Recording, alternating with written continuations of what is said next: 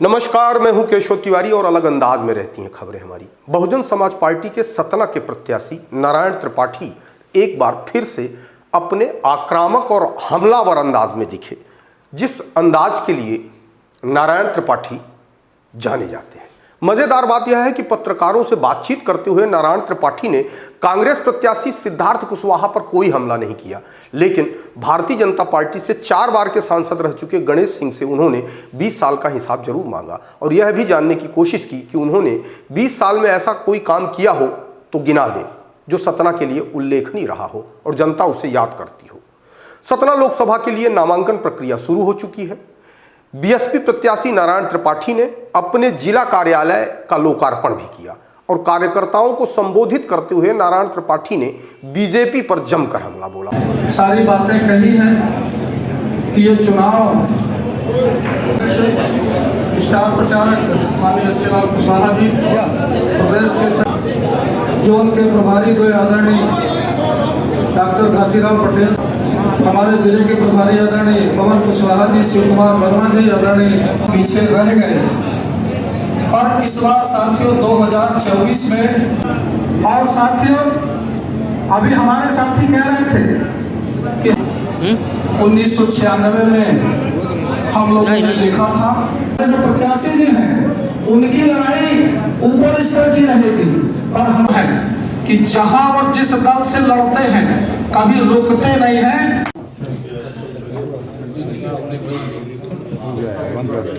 साथियों, हमारे प्रत्याशी नारायण त्रिपाठी जी आप लोगों के बीच में आए हैं और आप सभी मीडिया बंधु जी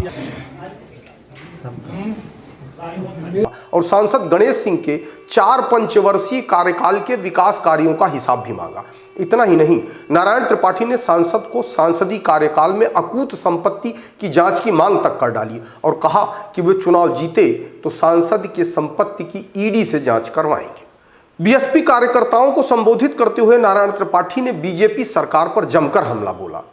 सही में हम तो बिल्कुल इसी तरह लड़ते नहीं हैं। हमारे पास सच में नहीं है, ना अस्त्र है, ना शस्त्र है, न साम है, न दाम है, न दंड है, न भेद है। हम तो पूरा जीवन फकीर में बिता दिए। जिस दिन राजनीति बंद कर देंगे उस दिन फिर आपको दिखा देंगे कि हम क्या हैं। अगर राजनीति कर रहे हैं तो बने है ही फकीर। बसपा कार्यालय में बीएसपी कार्यकर्ताओं को संबोधित करते हुए जीत का दावा किया। राजनीतिक जीवन की शुरुआत 2003 से समाजवादी पार्टी से। इसके पहले हम लोग राजनीति कांग्रेस के जमाने 2003 में समाजवादी पार्टी से मैं एमएलए बना।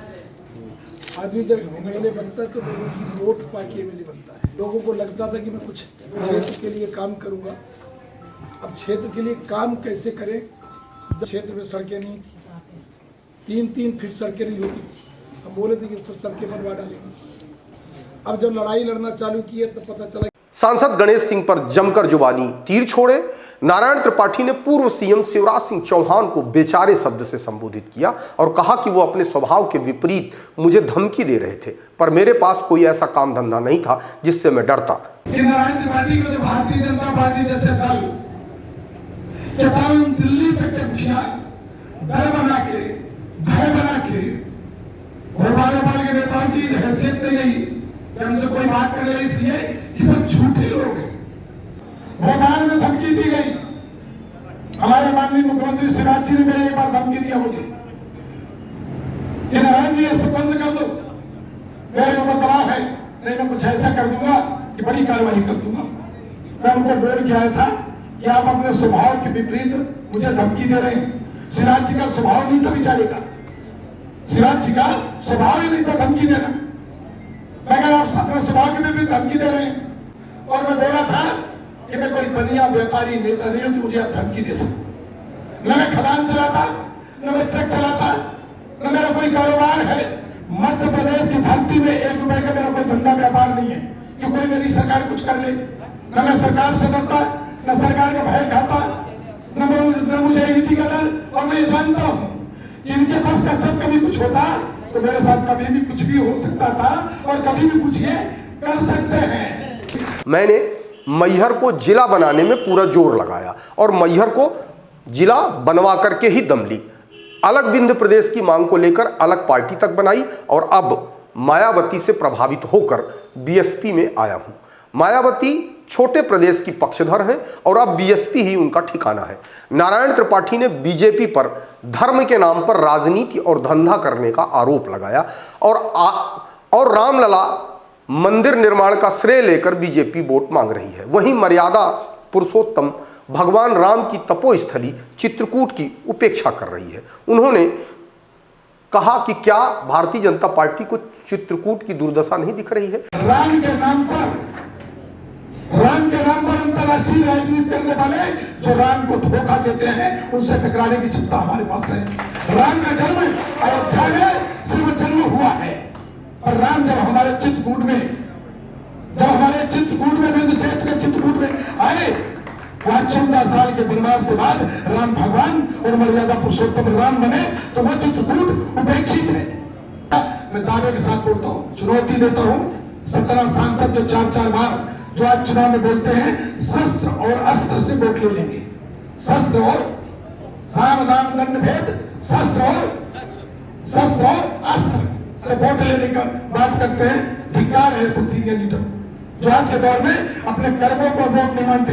हम तो अपने कर्मों के आधार पर वोट मांगते हैं। नारायण त्रिपाठी ने बीजेपी लोकसभा प्रत्याशी सांसद गणेश सिंह से सांसदी के 20 साल का हिसाब मांगा और कहा कि उनके संपत्ति की जांच होनी चाहिए। वे सांसद बने तो ईडी से उनके बेतहाशा संपत्ति की जांच जरूर कराएंगे। सच में वही हालत है। तो फिर बता, इनकम के बारे में तो मीडिया को खोज करना चाहिए। मीडिया वाले ही तो चुप बैठे हैं। खोज के ला दें, हमारा भी कहीं खोज के ला दें कि हम कहाँ गड़बड़ हैं। हमारी भी अपनी धंधा व्यापार कहीं होंगे तो बाहर होंगे, हमारी भी अपनी प्रॉपर्टी होगी तो कहीं बेचे बांधेंगे, फिर कुछ करेंगे। तो भैया मेरा एक निवेदन है कि आज तक लोग सवाल क्यों नहीं करते, क्यों इतना मैं किसी को आरोप नहीं लगाता भैया, मीडिया वाले इस विषय पे खोजना चाहिए कि इतनी प्रॉपर्टी आई कहाँ से, क्या कर रहे हो आप, इनके ऊपर ईडी के छापा क्यों नहीं पड़ रहे। आप कभी जब होगा तो पड़ जाएगा, कोई बड़ी बात नहीं है।